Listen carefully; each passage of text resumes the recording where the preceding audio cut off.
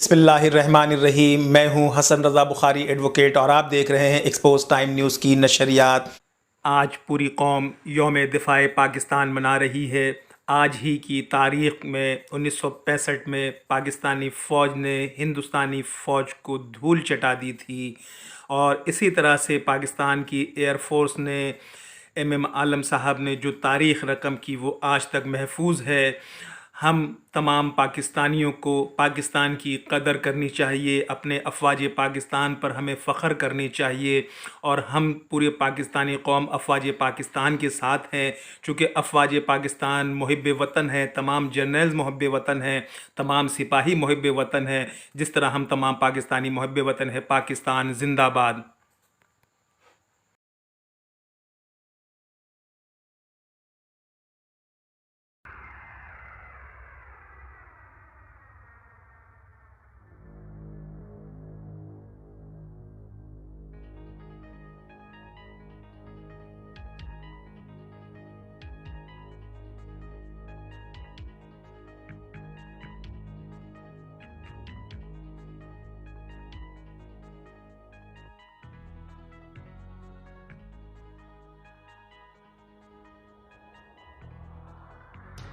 तुम ही से ए मुजाहिदों जहाँ का सबात है, तुम्हारी मशल वफा फरोगे शश जिहाद है। तुम ही से ए मुजाहिदों जहाँ का सबात है, तुम ही से ए मुजाहिदों जहाँ का सबात है।